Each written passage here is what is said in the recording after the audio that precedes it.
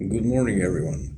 Welcome to this video, which I just decided to start recording for you. So I will go on with a couple of series of videos to share my knowledge on this topic, and I hope that we can also have some discussion, and you can ask questions, and maybe you can give me some insight in future videos that I can try to make.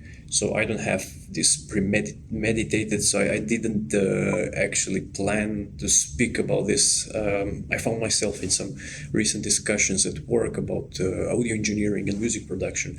So my job is not into the music production field, but I have a long experience in audio engineering and signal processing also.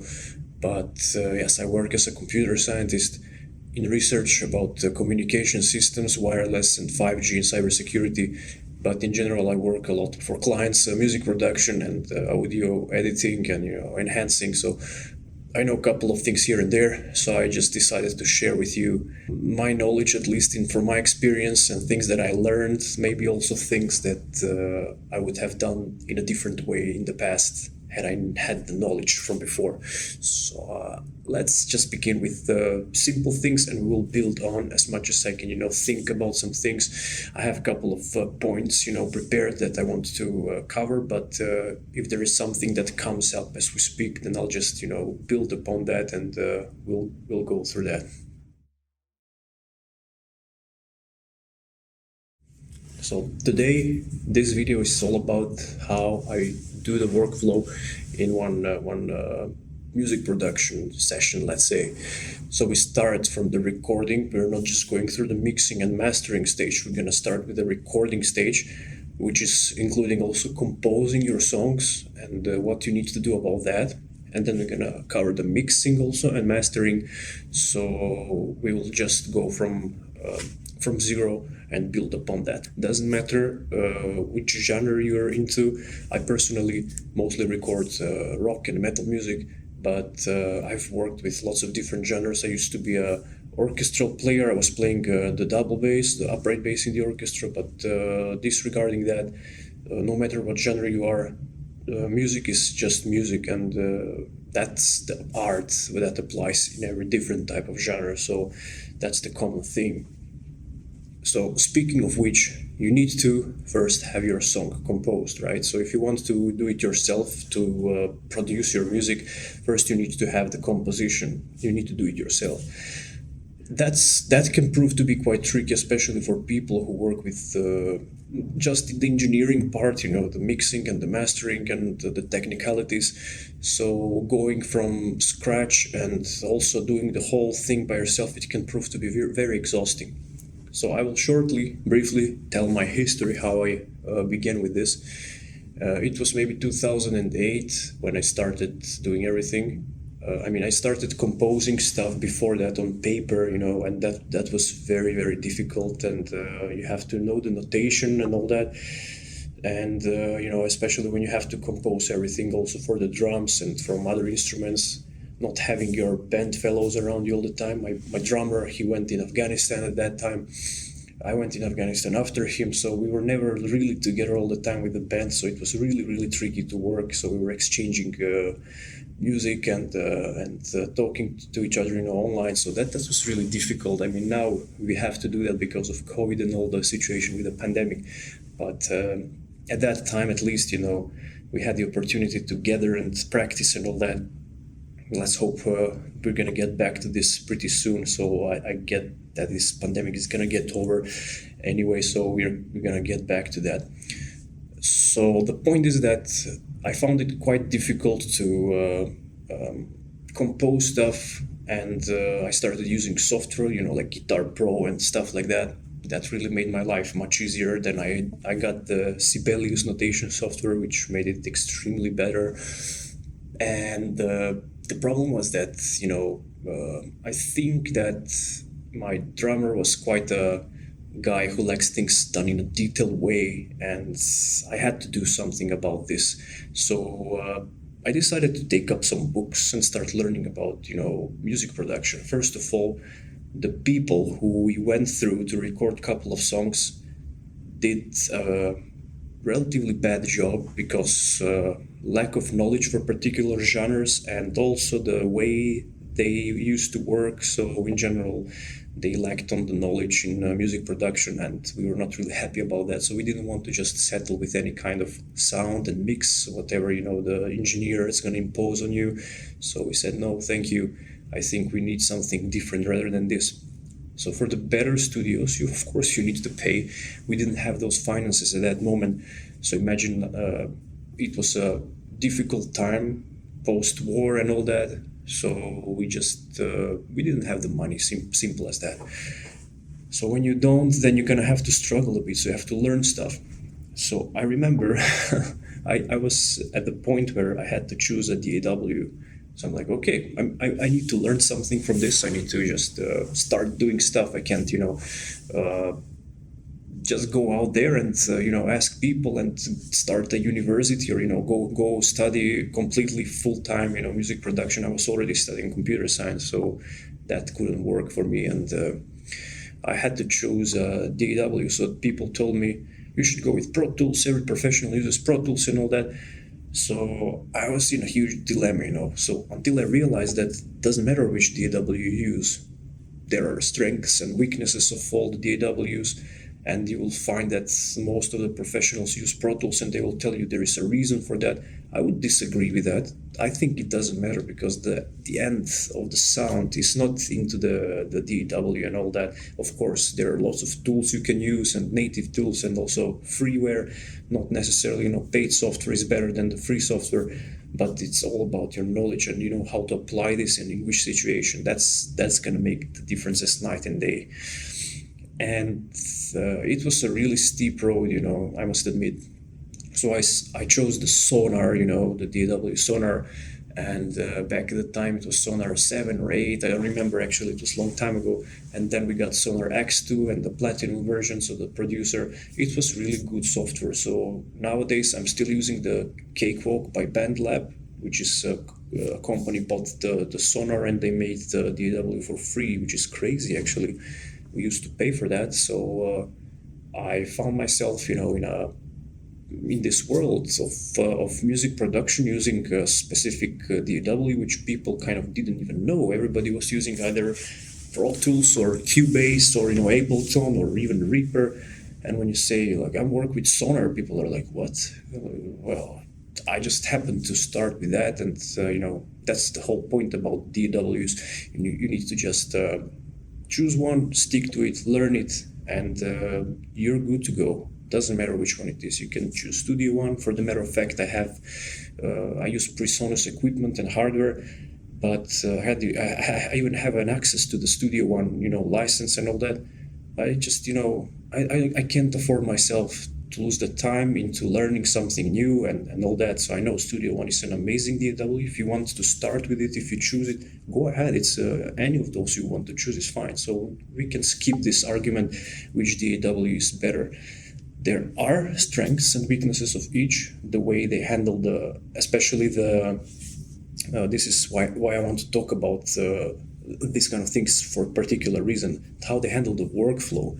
So the way you do the workflow in Pro Tools is going to be different than in Sonar, or it's going to be different than in Cubase. Of course, I've tried lots of different DAWs and all that, but when you learn one, you have to stick to it, because you just save on time and you know your things. That's how it works. When it comes to the Cakewalk by BandLab, also the old Sonar, in fact, it's the same software, it's just getting updated and improved. The way it handles the workflow and routing inside and all of that, it's just pretty much straightforward, and that's why I like it. So you can use lots of different workspaces, and you can split that and divide it any way you want. You can customize your workspace. It's extremely customizable, and that's actually what I need. So plus, it's for free now. So why not, right? I mean, that's the only thing you should take a look into the DAW. Some of them come with free plugins and integrated plugins, which allows you. I mean, most of them do, but that allows you also for easier work, and you don't need to invest into additional stuff. So if you want just to have a compressor plugin to do the job, most of the DAWs have it anyway. So you kind of don't need to download additional one. the composition of your songs can be highly dependent on your knowledge in music. So I can suggest first thing, you should get your knowledge in music expanded. And I don't mean just, to read the history of music and to understand the movements and all that through the Renaissance and before and after, but also to understand the music as a concept, to understand things, how it works in different genres. So by that also I mean that you should listen to different kind of music. You shouldn't restrict yourself to a specific genre only. Listen to classical, listen to jazz, to blues, to rock, to popular music, to every kind of music. So that will open your horizons. It will broaden your horizons by a lot. And I believe that that's actually what made me feel comfortable working with production, because I thought, oh, this is so difficult. I don't have the time to learn all these technicalities. But it's, technicalities are one thing, but your knowledge in music as a concept, as a art, it's a very different approach, and that's, I think, very, very important. So having that said, you should know how the arrangements are done. So arrangements, they follow a specific pattern, right? So when you do an arrangement, that's your first thing you need to consider. So when you record a song, when you start with a song, some people say, oh, I'd like to first write the lyrics, then I write the music on top of the lyrics. Some people do it the other way. First they write the music and then they write songs based on that. Doesn't matter. You should do it the way it works for you. So I had a friend who was also a composer. He was the guy who makes the music first and then writes lyrics. I could never do that, for example. I was the guy who writes first the lyrics and then I write music, because it's simply the music doesn't come to me like that. I have to have some inspiration, some topic, either think about or a song to read through. And, usually I write the song based on some experience, and after that, the music comes by itself. So this is important to understand as well, to go through this and to grasp this concept. If you talk about arrangements and writing stuff, you have to know the theme, the thematics that you want to stick to. So usually if you compose music, you're gonna do that in a specific genre. So you don't have to be multi-genre composer. You can write like experimental music, which is consisted of multiple different genres. It can be a crossover of different genres. But in general, you would like to have an option to write different things and to combine things if you want to do, experimental expression and all that.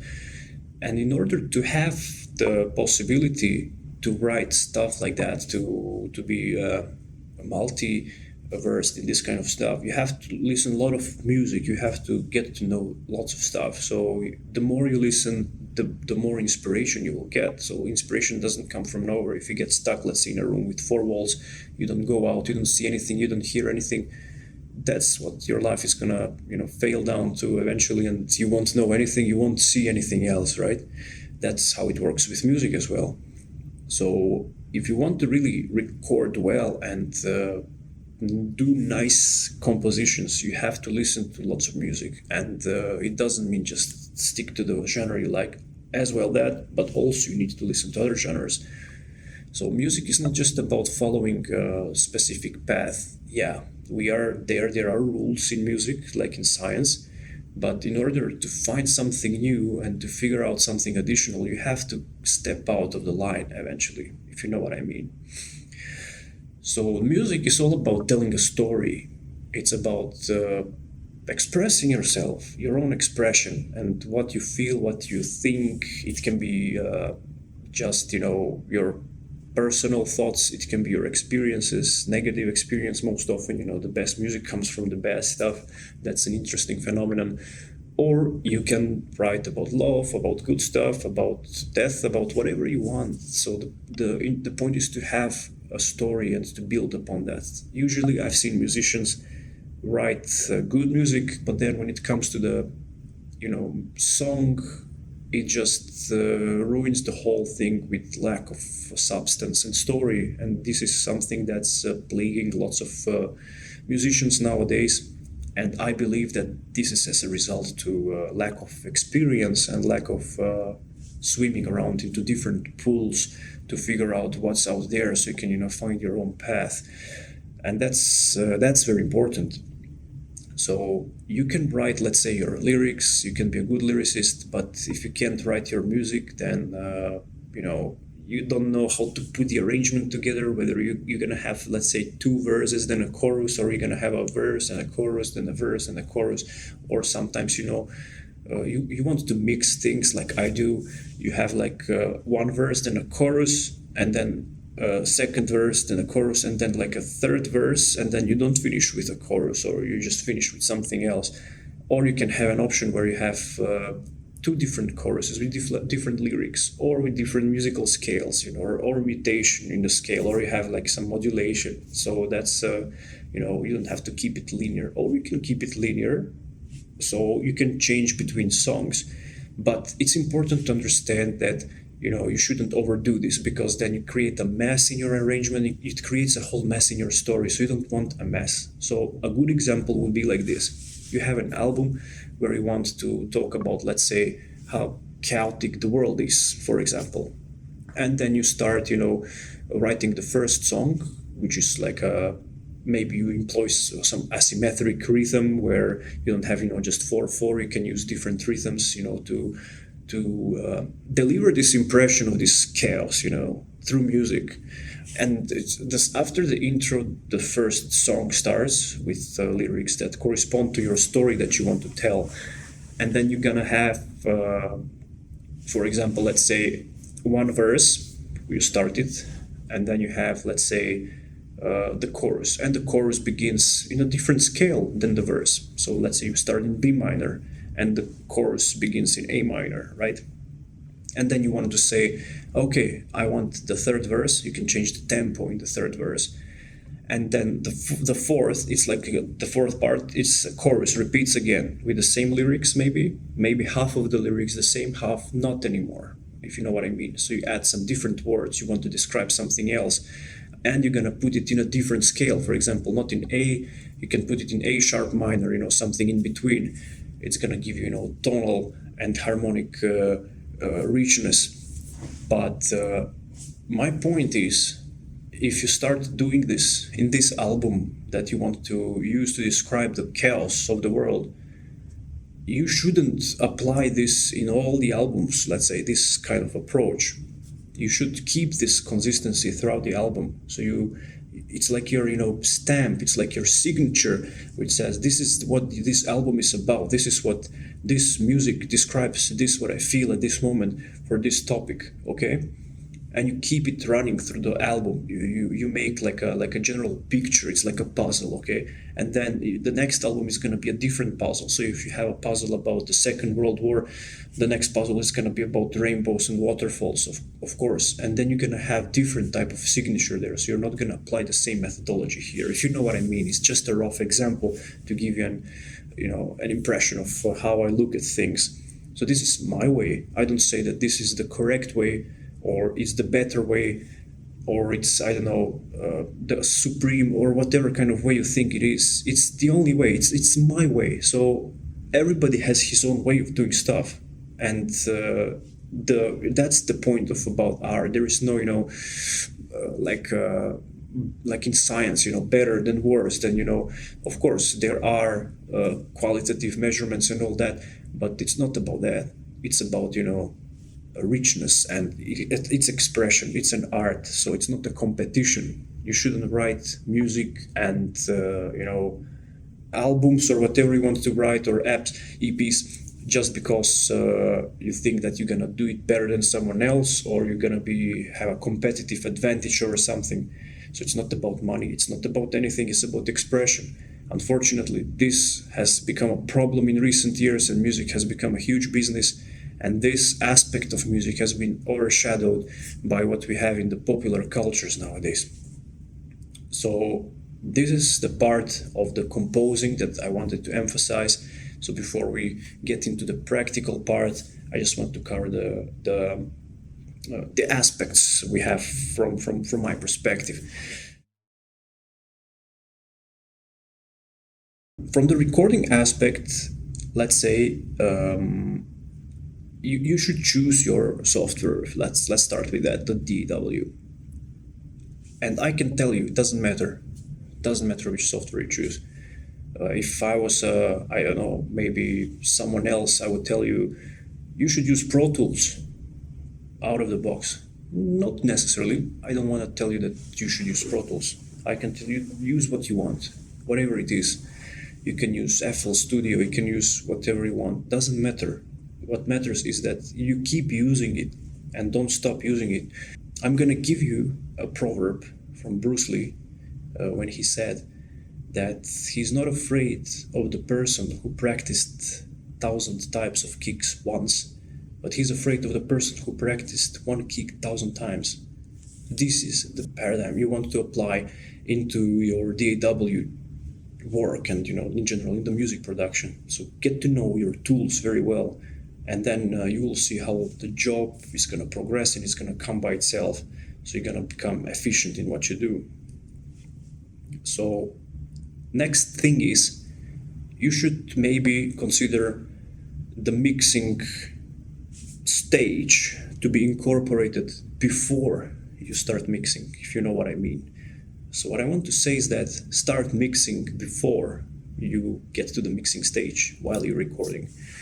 So what I want to do in this case is that it's always better to fix something while you're doing it than at a later point when your choices become limited. So for example, let's say this is a very, very basic example. It's not only about that, it's about a lot of things. If you want to, let's say, fix your lower end in your guitars, let's say you have thick guitars, you're recording with a lot of distortion, and you're experiencing issues in the lower end, it's much easier to dial the lower end on the amplifier rather than, to use plugins later to cut it and all that. It's gonna do the job and all that, but, it changes the tonal difference, the whole content of the track itself, of the guitar sound. It's not just cutting particular frequencies, surgically removing that, and you're good to go. That's a second-hand measure. It's a measure, and we don't need measures here. We need to do the right thing. So if you want to do the right thing, you do it in the stage of recording. So I wanted to say that it's important to record as perfectly as you can. Even if it takes repeating the track millions of times, just repeat it as much as you're satisfied. So it's important that you are satisfied with the sound that you get. Doesn't matter if you don't think in terms of, the world's going to be satisfied, they like this kind of sound. Doesn't matter what the world likes. It matters what you like. If you like the sound of your guitar, that's what matters. That's what's gonna give you the pleasure, of your creation, and until you're alive, you're gonna be proud of your own work, because that's what's the whole point about the whole thing, right? You're creating something to reap the benefits from it in terms of being proud from what you did through your life, right? So recording well is the ultimate number one thing. And that can involve everything. It can involve not only just recording precisely, but recording with the right quality and the right tonal equalization. You can use your own let's say imagination to craft a sound that you like. So you don't have to add, let's say, reverbs later or effects. You can add the effects while you record, and that's what's gonna make the biggest difference. So in general, the less you need to do after, the better. So that's what my advice is, and this applies for everything, for drums, guitars, violins, orchestra, for synthetic instruments, whatever you want to record. This is a universal rule.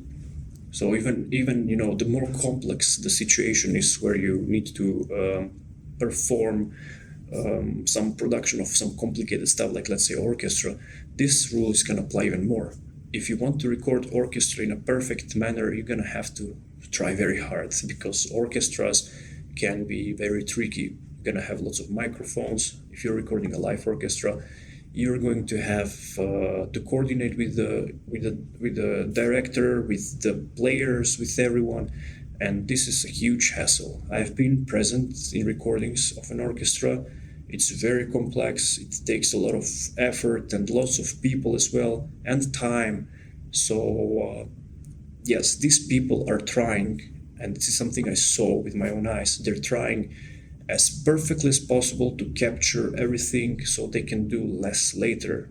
Of course, you're gonna have to do anyway. You're gonna have to to mix it. You're gonna have to adjust stuff. You will cut things. You will apply compression and all that. That's a must. You can't escape that part.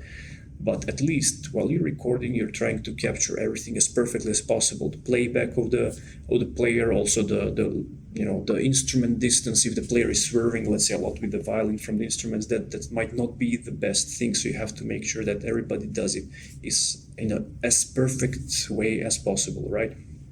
So that's something you should consider as well. Now, about choosing hardware and gear, people say I should work with software completely. That's fine.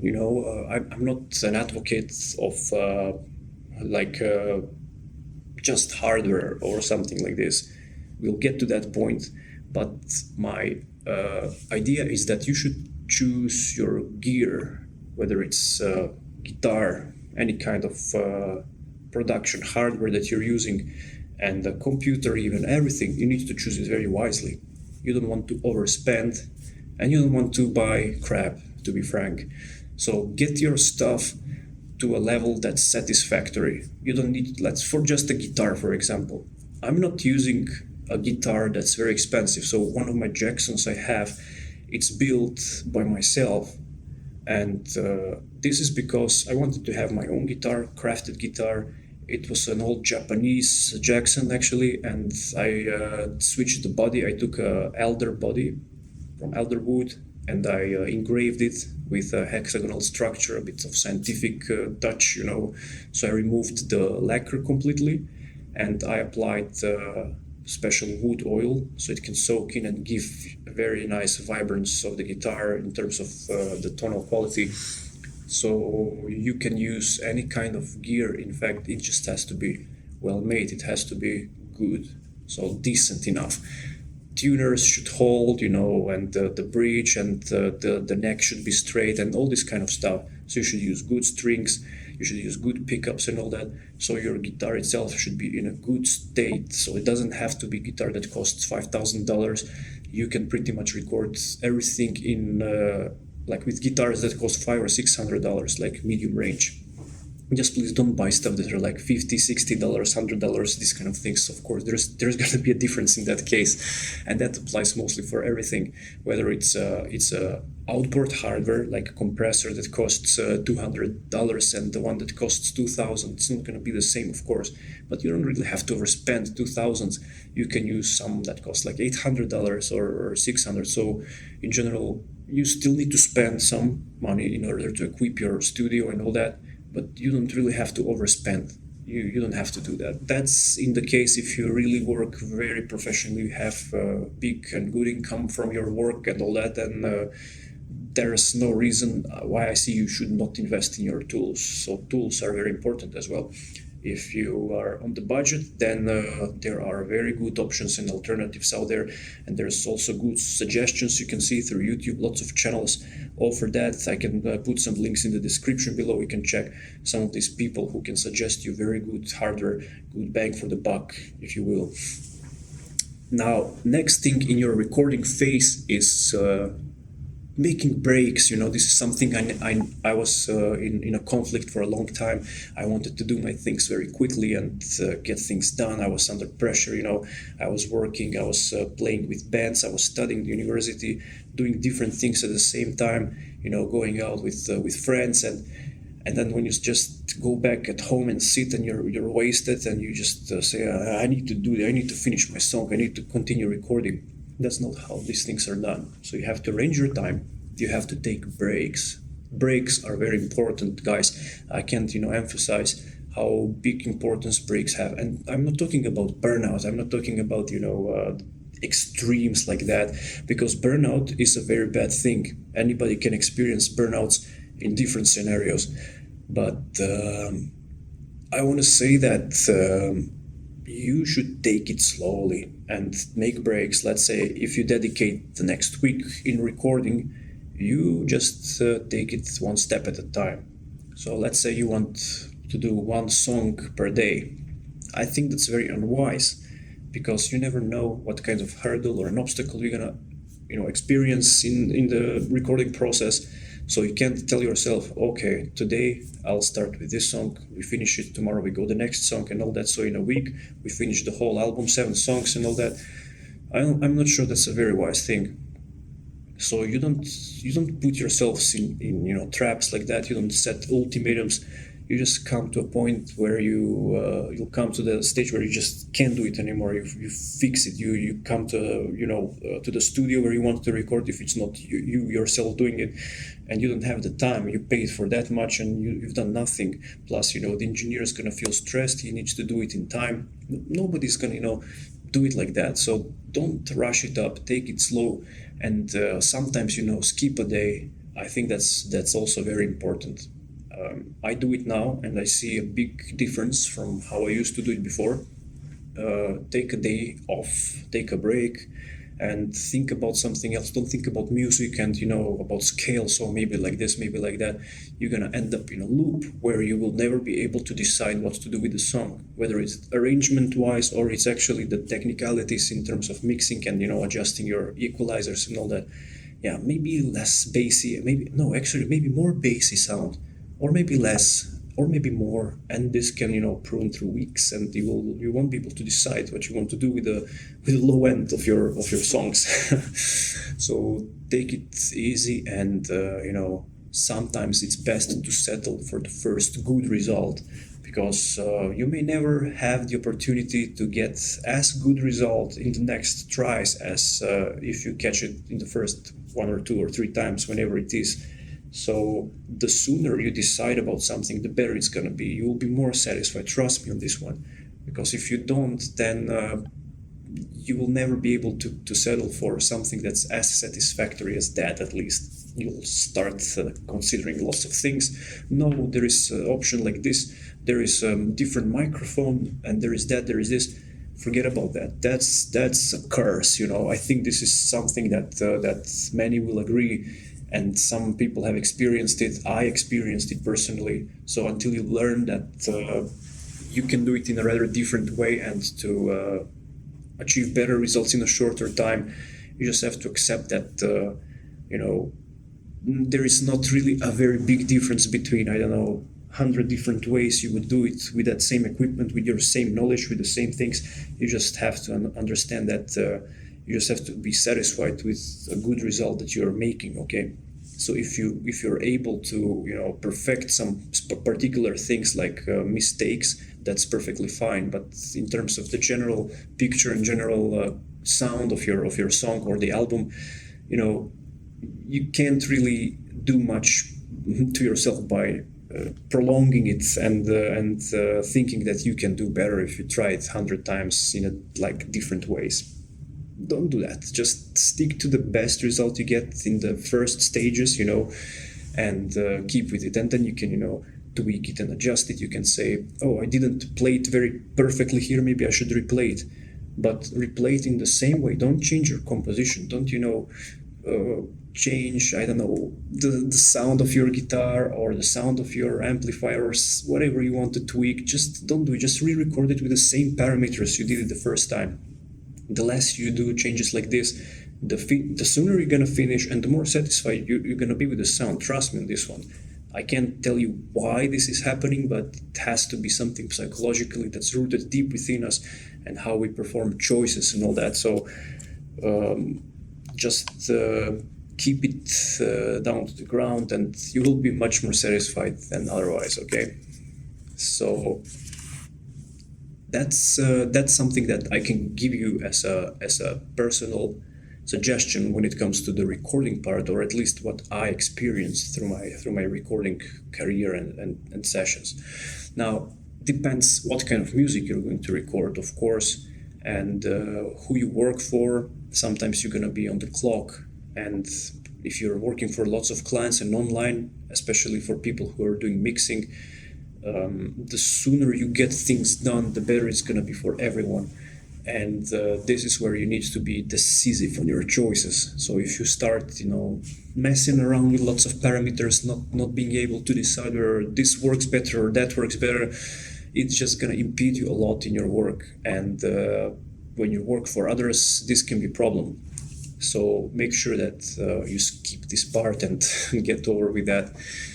So about the part where you finish the mastering, the mixing of your songs, it's gonna be intertwined with your recording. So now we come to the point where we start talking about mixing slowly. I'm not jumping to mixing immediately, but I'm gradually progressing towards it because, as I mentioned before, the mixing starts the moment you start recording. So if you want to have an overview, if you're the one doing the mixing, you need to know how you want your songs to sound like. You need to create already a picture in your head of what you want to achieve.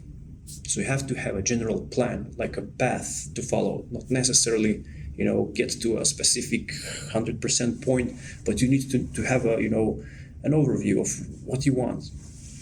And this can influence your decisions by a lot, especially when you're deciding on how, let's say, your snare is going to sound from your drum, or the kick drum, or which cymbals you want to use on the drums for that particular album, or in general for your band, or which drum brand you want to stick to, or any kind of things like this. What kind of guitar, whether you want passive pickups, active pickups, if the wood is important.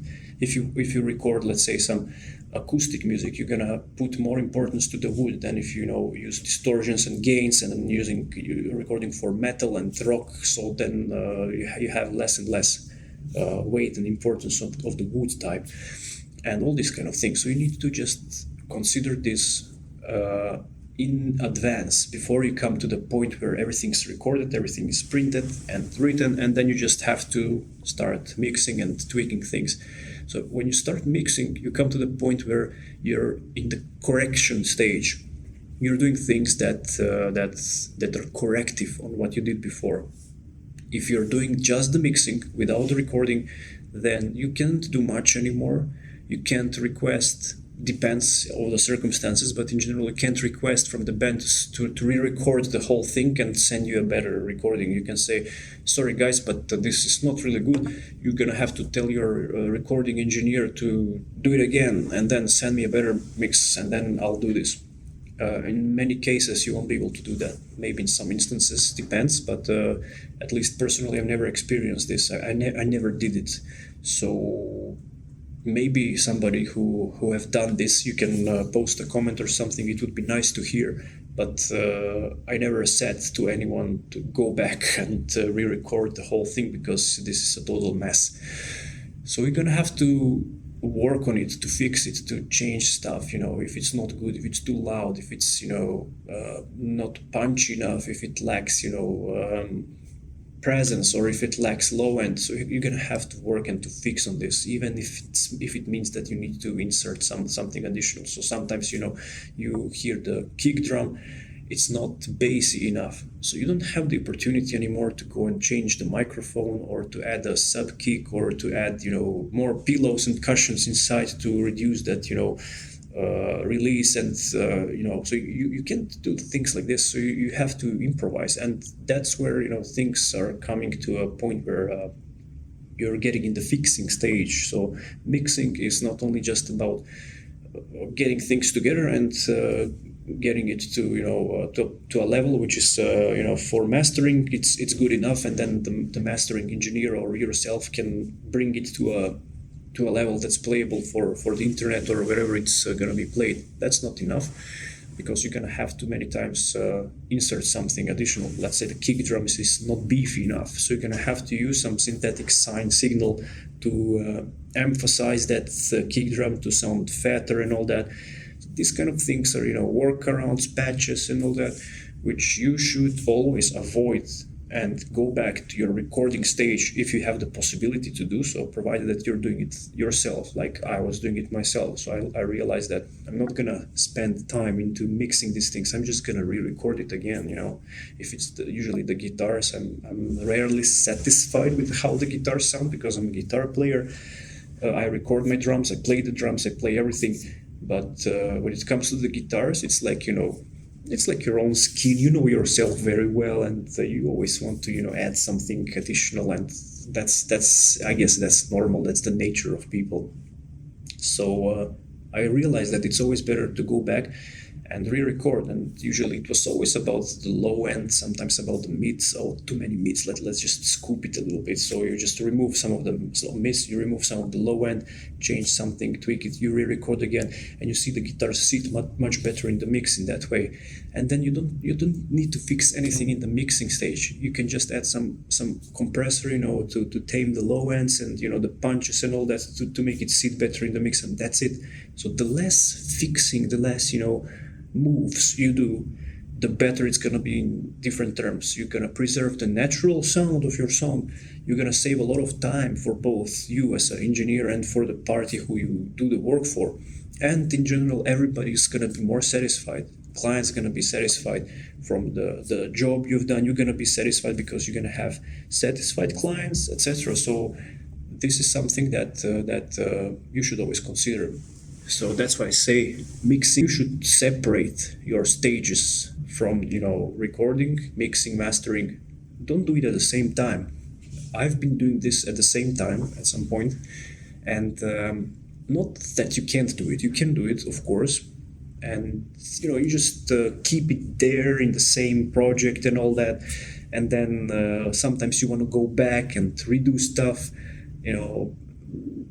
Don't do that. So if you record and you get to a point where you know that this is it, this is sounding good, okay, close that project, open a new one. Let's say song 1, mixing, and you put the exports in a new project, and then you do the mixing there. Forget about your recording stage. That's done. Now there might be a point where you can go and revert back to the recording stage if you come to some problem which is not easily fixable in the mixing, but that can be alleviated by the fact that you did a good job and you fixed most of the stuff. So I guess you just split the stage and you decide this is where I put the line, this is where I draw the border, the recording goes there, it's done. Now we start with mixing. So this is the same for mastering.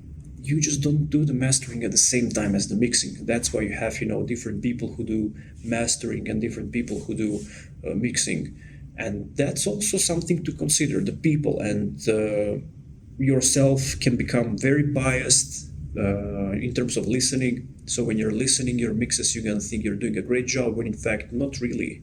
You get tired over time, you get used to particular pattern in the music, and that can create an issue that you think you hear everything, but you don't really.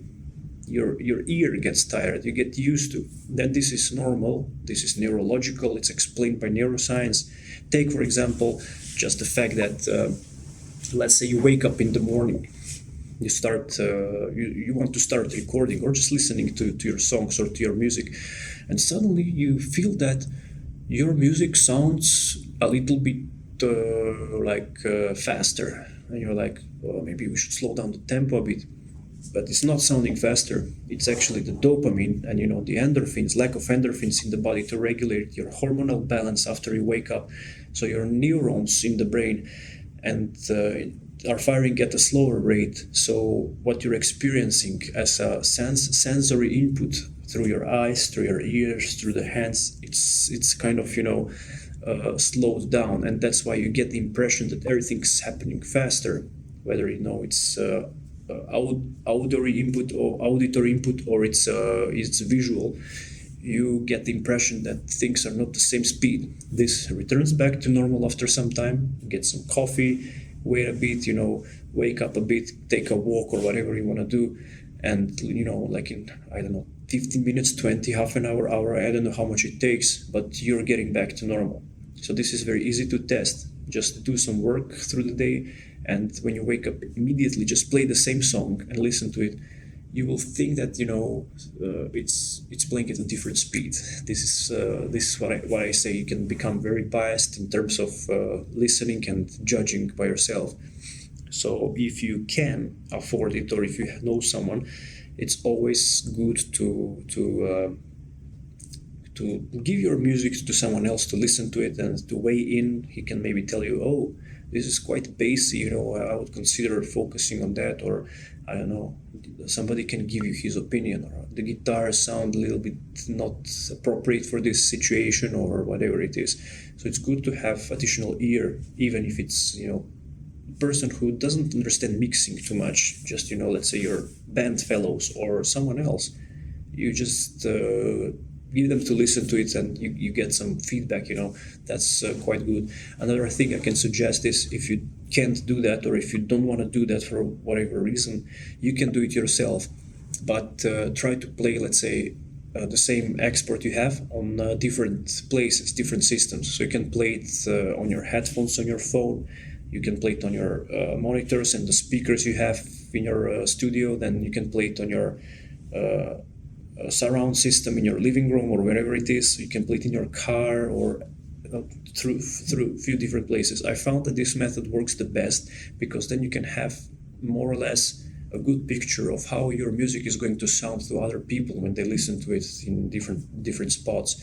So I think this is something you should consider seriously, because sometimes you just get used to, not that your monitors or your listening room is not treated or whatever reason you think it is. It's just that you just get used to it, and your mind tricks you into believing you're doing something great, when in fact it may be something that you don't really want to do. Okay, so just make sure that you try things like this in your mixing stage. Then comes the elephant in the room. Should I use just hardware or software for mixing? You will find different answers here from different people, and usually these people are proponents of some methodology or a way. And I don't like this kind of stuff. I don't like to be bound to specific views, or just approaches, and I don't want to be restricted in terms of thinking that a specific way, if you keep to it, if you're believing it's quite strong, you're just gonna do a great job. That's not how things work in reality. So whether you should use hardware or software, you should use both, because they do different things. And things that hardware can do, software can to some extent, but not as good. And something that software can do, hardware can't at all. And this is, for example, a good reference to have if you want to perform, let's say, surgical audio operations and editing. Let's say, just a rough example. One example for that can be equalizers. So if you use a hardware equalizer, you have lots of different types of hardware in that case, and let's say a compressor or a EQ, doesn't matter, or it can be something in between, like an equalizer that also has inbuilt compressors. There's lots of different hardware on the market, and also different software. But the thing is that these hardware units, they always add a certain harmonic content to your sound. So many times this can be undesirable, and sometimes you want to add something like this. It makes it more organic. It makes it sound more organic and natural. And this is something that's desirable by many engineers out there. And also, it's the way, it's a standard to enhance the quality of your audio. Compressors, usually they always add certain color in your actual sound, even equalizers. So this depends on the construction of the unit, and we're not gonna cover at least in this video everything about that, but we will discuss shortly what it is. And this is exactly the way the unit is built. If the unit has tubes or transistors, or it has different circuitry like optical circuitry, then you will have the different way how the unit will behave, and this is desirable for different types of instruments and different types of sounds. So sometimes the sounds can be with extreme peaks and low root mean square ratio. We will talk about that also.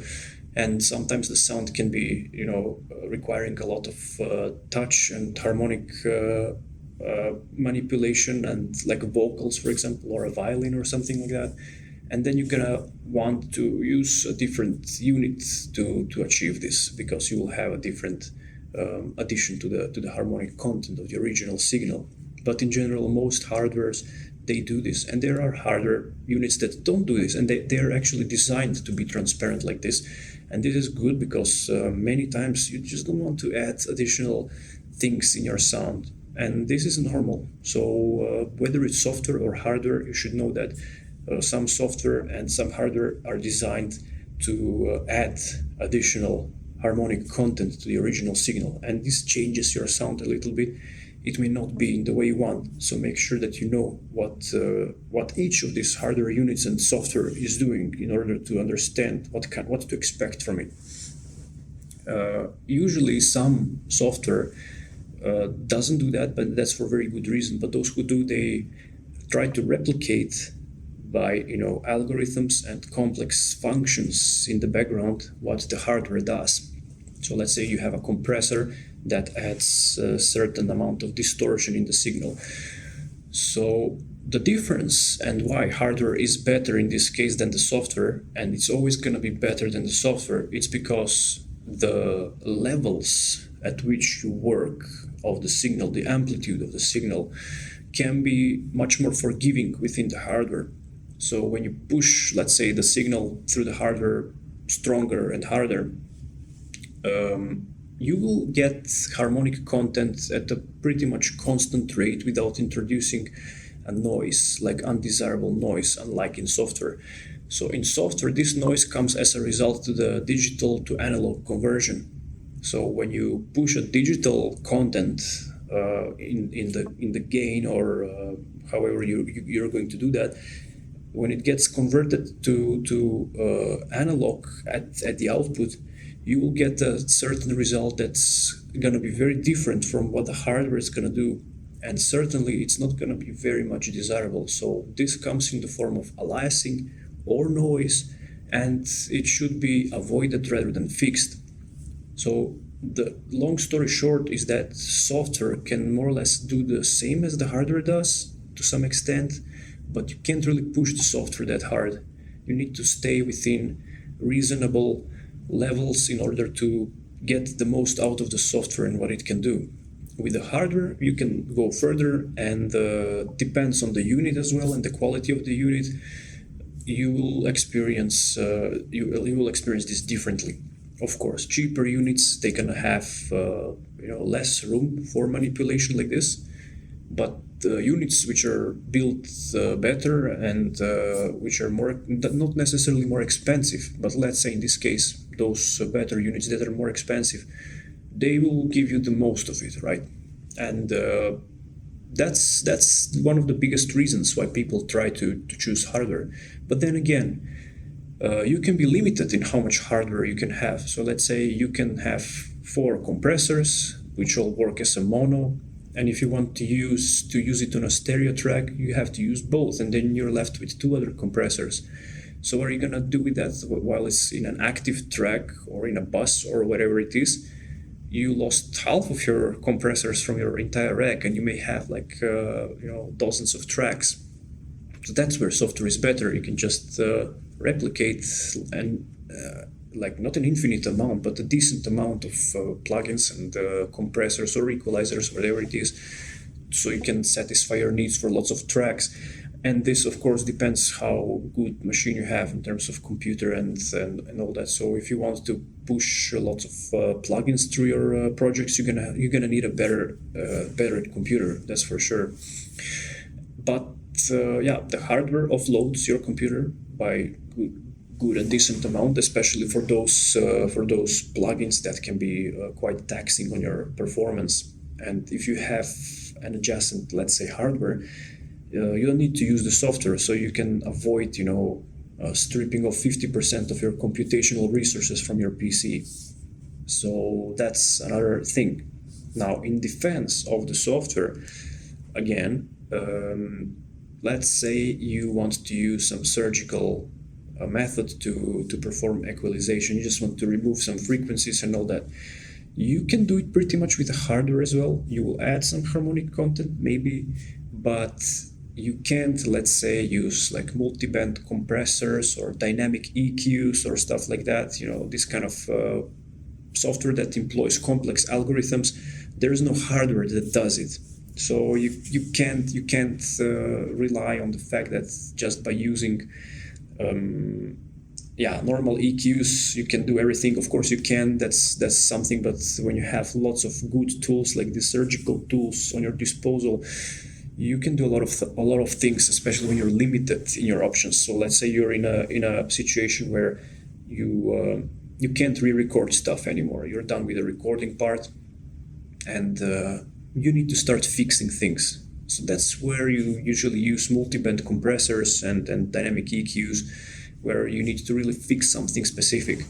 So unless you don't come to this point, there's no really need to use this kind of software. So I personally use it sometimes, rarely as well, just to avoid, let's say, cutting of frequencies constantly. That's the difference between a dynamic EQ and a static EQ. The static EQ cuts frequencies all times. The dynamic EQ cuts frequencies as they appear.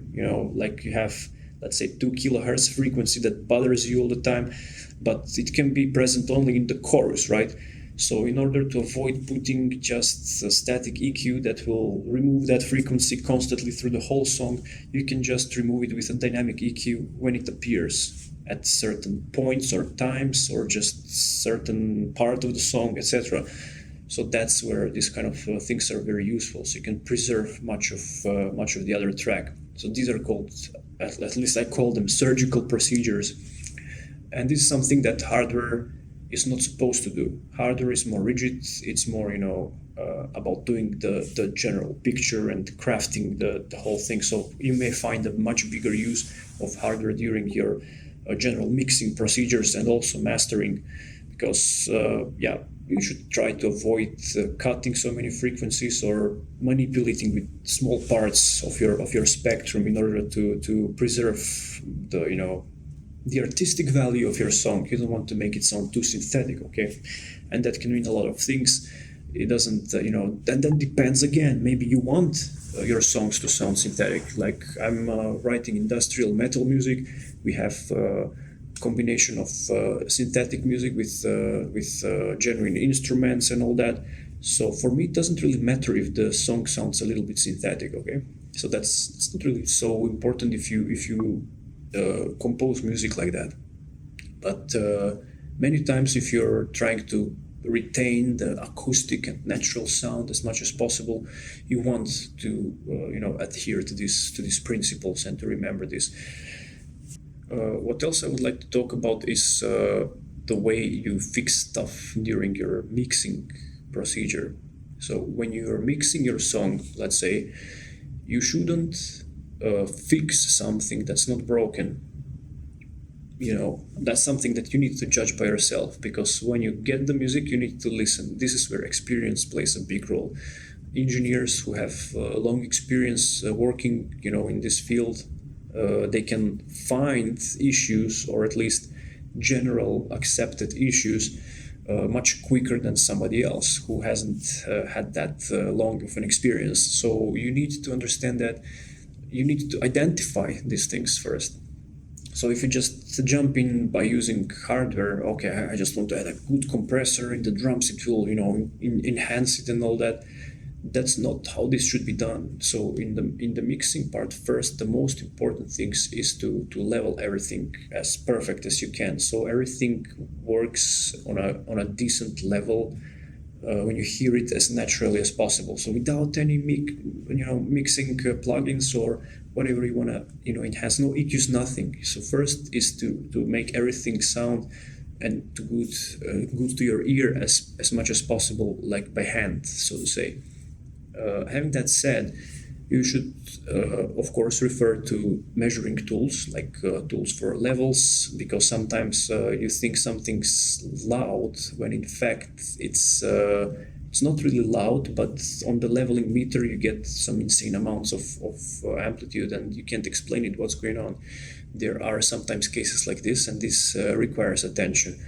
So in order to be able to make a good mix, you need to rely on your hearing very well, what you hear, what sounds decently well. But at the same time, you should also use meters. So meters to get the loudness units correctly and to have a very well balanced mix is the key. So I mean, you don't need to use the meters at all. You can just refer to your ears. That's a good enough strategy. It's gonna get you at least 70% approximately to the desired result, and in the end you will get a song that sounds great. But if you want to go further than that, if you want to improve further on that, you should also employ some metering units. Like you can have hardware for that, you can have software, depends on your setup. If you're using a lot of hardware, then it's good to have hardware metering units, which are not really so much expensive, but they can be indisposable. So metering can give you more additional picture and stuff that you don't know. So let's say you have a good surround system, you're using a subwoofer, and you believe that you're doing the songs right, when in fact the low end gets so concentrated, and it's gonna start not reading your mix, but it's going to start impeding with how your software and hardware operates. It's going to trigger your compressors to certain points where it shouldn't, right? Okay, so this kind of stuff. You should use a meter in order to identify frequencies, let's say, that you can't hear, like low-end frequencies, like 20 hertz, 15 hertz, and so on. Not usually always the case, but it can be. So my point is that you should rely on your ears a lot, but there are certain things that you can't. So you should know what this is and try to use metering devices to identify what to do. So most of the time, it's not going to be always the case. It's going to be your low end. And in order to understand what's happening in your low end, which I plan also to speak separately about, is to use meters, because many of these very low frequencies, you can't really hear them, as many people don't use even subwoofers in their studios. I have a subwoofer personally. It's very complicated to set up a subwoofer. It can prove to be a disadvantage if your room is not right, if you're not monitoring in a well treated and good room. That can be not a problem, but you won't see any benefit from using a subwoofer.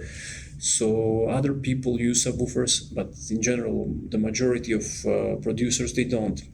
So there's stuff that you can't really hear, and then you really need metering devices.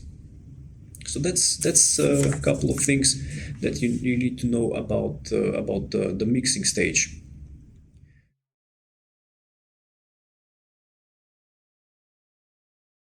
So what about the mastering stage? Why not master while you're mixing, and why not considering what to do in advance about mastering?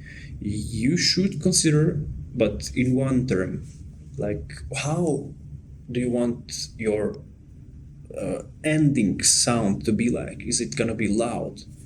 Usually it's gonna be louder than more silent, because that's how things are done nowadays. But in general, if you're working with more aggressive types of genres, like some aggressive electronic music or metal or anything that's more punchy and going through, you should opt for more louder mix. If you're working with more softer genres, you don't need to focus on loudness. But then again, as we had the loudness wars, which allegedly YouTube is putting an end to, and all that, we are getting to some levels which are satisfactory, and we don't really need to push things so hard anymore. But then again, the loudness itself, it creates some harmonic structure in your end music that makes it sound more rich and somehow better than if it's not as loud. And this is explained by techniques like aliasing and also super sampling, and also you have the way the plugins work and all that. So pushing the plugins hard it's not the way, but you can push your, let's say, hardware. If you have a good interface or ADDA converter, you can push it a little bit harder, and that you don't need to go as far as to clip it. There are techniques. Then you can clip the digital conversion. it can add some desirable effects. I'll tell you a little bit about this, about how I record the guitars. But in general, you should actually think about the loudness, not only just, okay, I'm recording classical music, it shouldn't be that loud.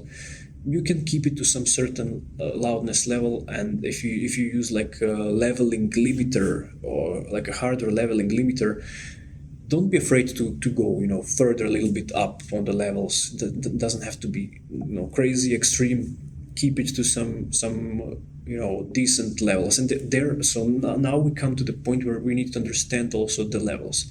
In mastering, there are principles which govern how these levels are. You can't just say, okay, this is loud enough approximately. You have to know how exactly loud in loudness units you need to be, and there are rules.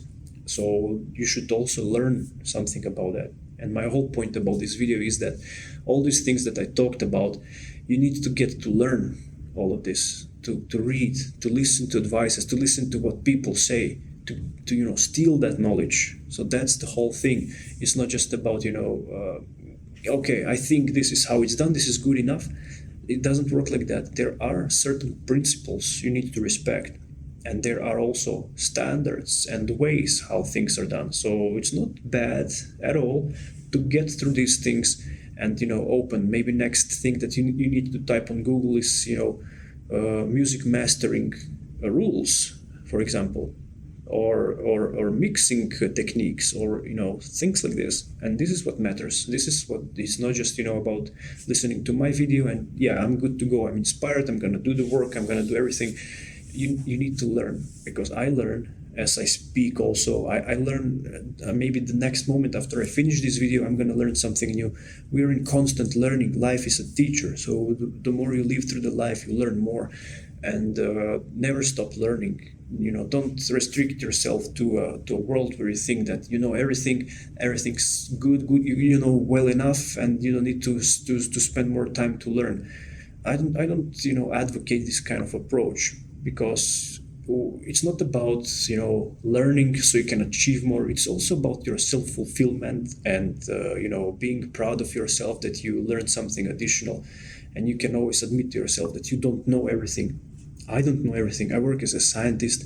There's lots of things I don't know, and and say, oh, scientists don't know everything. That's the whole point. So what would be the point now? Imagine we live a life where we know everything, we understand everything, you know everything about music production. I think you would stop working that, and you would just go for digging holes, or I don't know, painting walls, just something else to change, because life becomes too boring when you know everything, and when you're too much into the whole thing.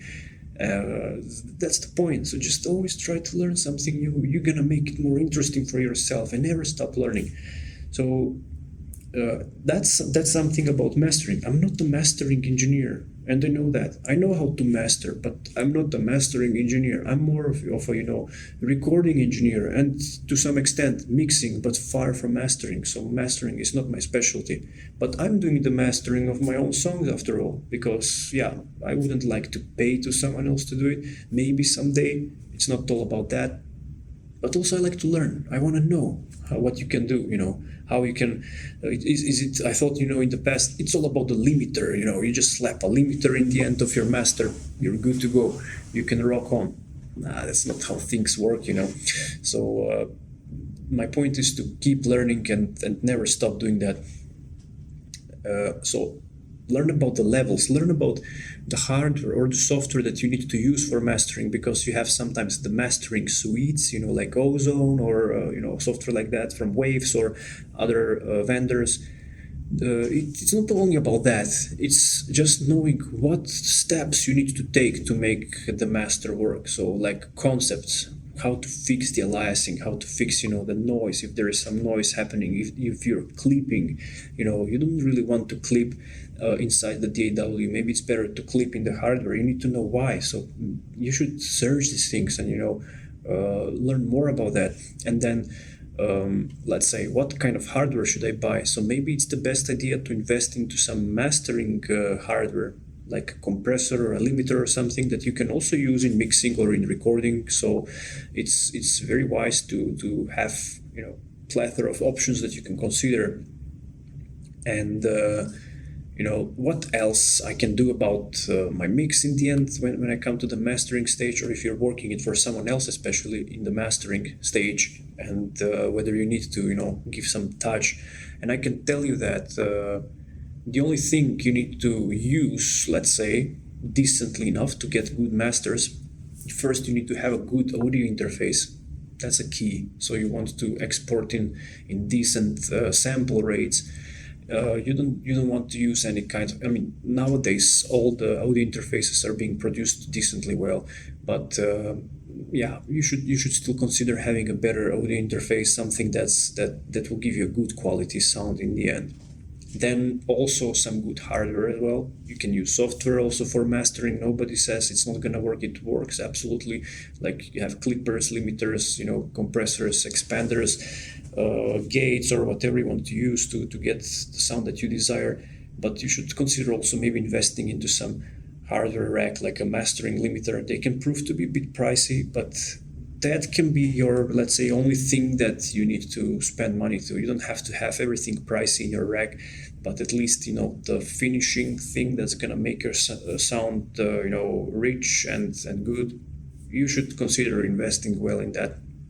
Then some nice EQ. That's gonna be your perfect tooling for everything. So I think the EQ is the key, into your mastering, because I believe that sometimes some little touch at certain frequencies at the end stage, where before you export everything and you deliver, is going to be, just the finishing thing in the atmosphere. It's not even, the paint on the walls. It's, just applying the spray inside the room before you leave the room, so people, when they come inside, it's gonna smell nice. I'm just, hypothesizing. That's a very bad example, but you know what I mean. So having a good EQ, let's say, it's a must. You have to have some good EQ, and having a good hardware is something that you should consider. So these are my tips. This is something that I've had from experience, and I learned from doing stuff, and what I missed, what I wished I had from before, but I never had the opportunity, first because I didn't have the means for that. I was living in the part of the world where things were relatively unstable in terms of political state. Then that follows by financial instability, and then you have to work a lot of other stuff. You can't even focus on your thing that you want to work. But still, besides that, you learn. You never stop learning. You go on, and I think this is the key, and you should consider it seriously. So whenever you start doing it, if you're a beginner, or if you're an intermediary, or if you're whoever you are, you just don't stop learning. You can never learn enough. There's no such thing as I learned enough, and that's fine. I mean, you can do that, but I find that a little bit, displeasing and dissatisfactory, because you can always do more. Everybody can. So you just have to tell to yourself that there's lots of things. There's maybe new things coming out. This is part of technology, and technology is improving. So maybe in the future we're gonna have, software that doesn't differ from hardware anymore. Who knows? Because hardware can be limited by physics, but mathematics doesn't have an end. So if you get a good computer, I mean, inside the hardware you have FPGAs, you have circuitry like tubes and all that. So nothing stops the software from emulating every particular detail that hardware can produce in terms of noise or anything else that you can imagine that comes out from the hardware. So I believe that there can be a point in time where we're gonna have powerful, maybe quantum computers or something like that, where we can emulate all these things without any kind of taxation to the performance. Nowadays, in order to simulate all of this, to consider all this, you're gonna need a supercomputer or something. But that's not possible with regular hardware that we have at home. No matter how much you think you can get close to the real deal of the hardware, but it's decently close. So as a conclusion, I would like to tell you that none of this I said matters. Now you can ask yourself, this guy's crazy. Maybe, but in the end, you get to have a sound someone out there is going to listen. And now ask yourself, is that person gonna think whether I used Waves plugin from LA2A compressor, or I use the LA2A hardware compressor through the whole mix, there might be a difference, and there will be for sure, in the end of the mix.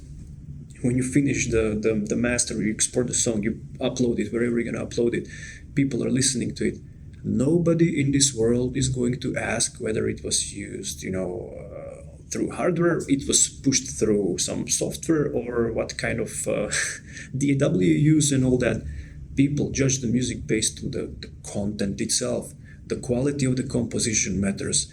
It matters the artistic value of the song. This is what's missing in music nowadays, and it saddens me and it frustrates me at the same time. There are so many good authors out there. I'm listening to different kind of music, and I stumble upon amazing people, self-taught people who are so talented and they make great music.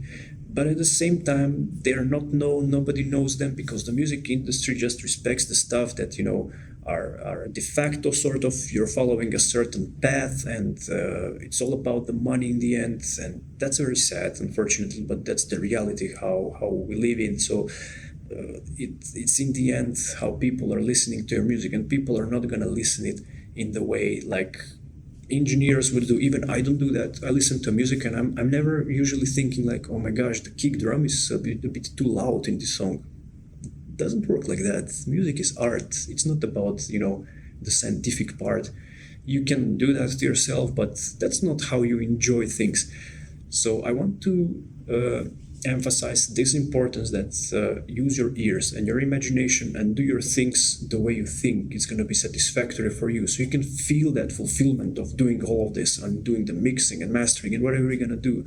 But don't think in terms of fulfilling someone's expectations or anything. You don't live in this world to anyone's expectations. You live in this world to enjoy life, the privilege of being alive. That's what matters. So enjoy your music production and try to learn something new every day. I'll keep on going with these videos and deliver you some specific concrete stuff, and I will talk about maybe some of the things that I mentioned through here, and I will build upon of those with practical examples. As I mentioned in the beginning, we'll try to craft a song from zero to the end, so I don't need to use some rough examples I have from before or from my own songs to show you how compressors work. You have plenty of examples like that, but we will go with building the song from zero recording up until the mastering stage. Okay, so maybe I'll just create a nice nice bundle of videos where I can show you all of this and how I do the things. So thank you for watching, guys. Keep safe and support each other and never stop learning. So see you next time.